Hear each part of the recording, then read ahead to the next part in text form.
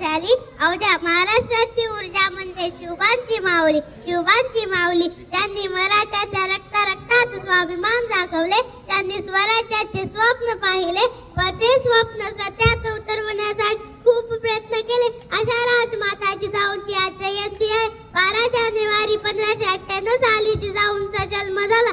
जिजाऊंच्या वडिलांचे नाव लखोजीराव जाधव होते. लहान वयात जिजाऊंचे लग्न शहाजी भोसले यांच्याशी झाले. मराठी सरदारांना मुघलांच्या दरबारात काहीच किंमत नव्हती. हे पाहून जिजाऊंना नेहमी वाटे की आपल्या लोकांचे राज्य म्हणजे स्वराज्य